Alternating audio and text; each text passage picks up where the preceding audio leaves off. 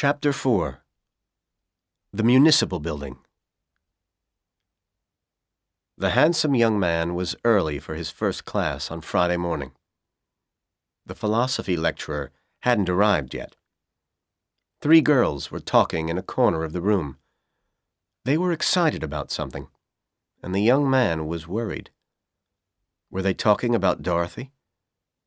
Had somebody found her dead body already? That would be bad. Dorothy's sister Ellen wouldn't get the note until after 3 o'clock that afternoon.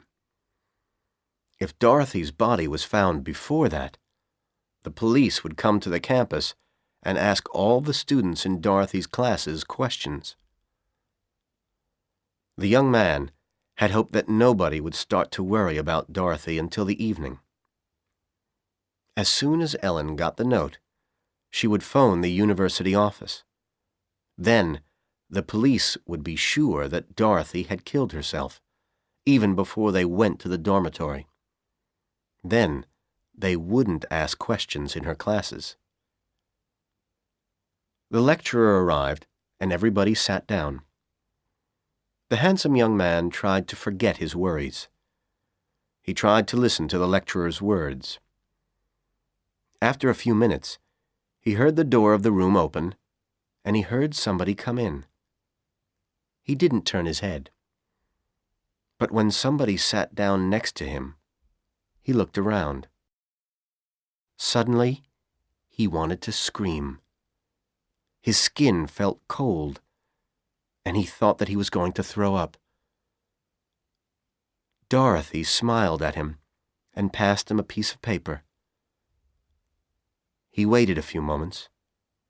Then he read the words on it. The new pills didn't work either. Oh, God, the young man thought desperately. Why did I trust her? She didn't take the pills. She wants to get married right away, so she didn't take the pills. And at 3 o'clock, her sister will get the note. Then she'll phone the campus, and then there'll be trouble. He stopped listening to the lecturer, and he started to think hard about his problem. The suicide note was on its way to Caldwell. He couldn't change that. He looked at his watch. It was 10 o'clock. The note would reach Dorothy's sister's dormitory at 3 o'clock that afternoon.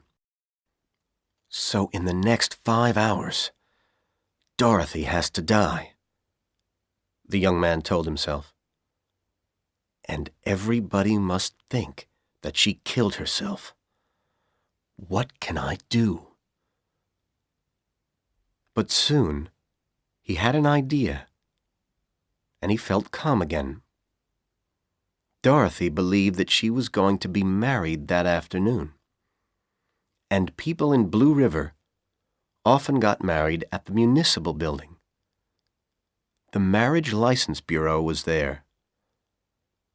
People had to go to the bureau to get a license before they could be married. And there was a judge's office in the building, too.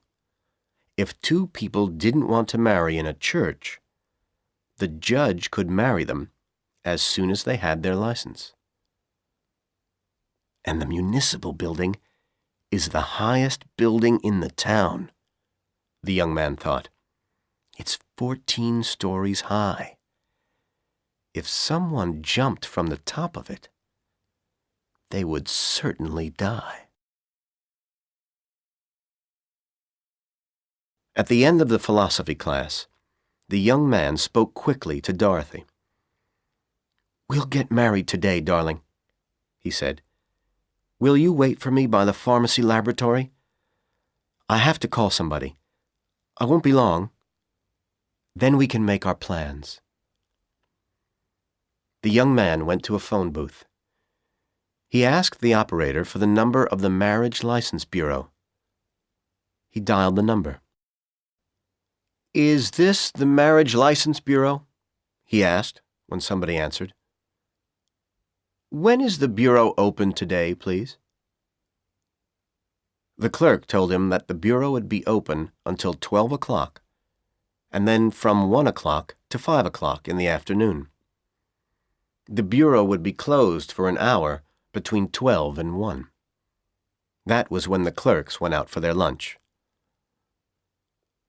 A few minutes later, the young man met Dorothy outside the laboratory. She looked nervous. He smiled at her. "We'll get married right away, darling," he said. "Don't worry about the baby. Everything will be okay." "Oh, I'm so happy that you aren't angry about the baby," she replied. "I want to marry you so much." "We have to go to the municipal building to get the license," the young man said. "Let's go there at about 12:30. You'll have to show a clerk your birth certificate. Don't forget to bring it." "Okay. I have to get some clothes from the dormitory, and I have to buy some gloves," Dorothy replied.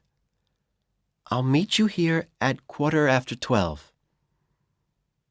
She kissed him, and she walked quickly away. When Dorothy met him again, she was wearing a beautiful green suit, a green belt, a white blouse, a blue scarf, and white gloves. She had put on some bright red lipstick. "My birth certificate is in my purse," Dorothy said. "I'm so happy." They rode on a bus towards the town center. It was 20 to 1 when they arrived at the municipal building. As they reached it, the young man saw something that worried him. He'd never looked at the building carefully before. Now he saw that the sides of the 14-story tower were not completely straight. Stories 7 to 12 weren't as wide as stories 1 to 6, and the top 2 stories weren't as wide as stories 7 to 12. If the roof of the 12th story is very wide, I might have a problem, the young man told himself. Everything is going wrong today. The two young people entered the building. In the lobby, they looked at a list of the offices on each story. The Marriage License Bureau was on the 6th story. They got into an elevator, and they went up.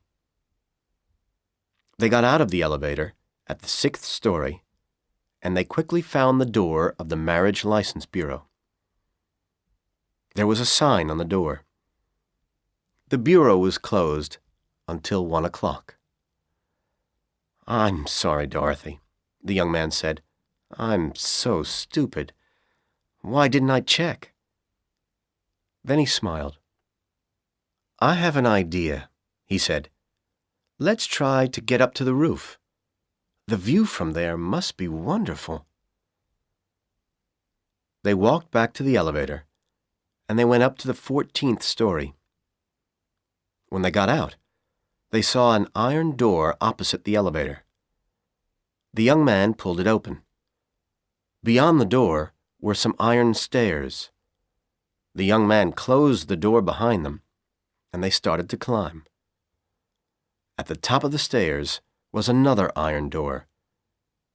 It hadn't been open for a long time, and it didn't move easily. But the young man pushed it very hard, and at last it did open. Dorothy and the young man smiled at each other as they walked out onto the roof. "We're so high up here," Dorothy said. Near the door was a tall metal frame. At the top of this was the red light which the young man could see from his window every night. The handsome young man looked around him. Each side of the roof was about 150 feet wide.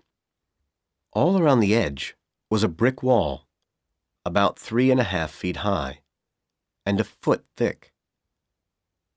But the building wasn't solid. In the middle, it had a big square air shaft. Each side of the air shaft was about 30 feet wide. There was a brick wall around the air shaft, too.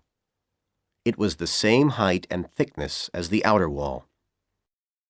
"Come to the edge, Dorothy," the young man said.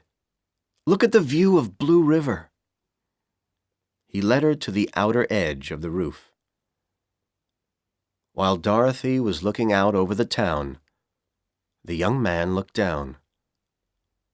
Only 2 stories below them was a wide stone ledge. It was the roof of the 12th story.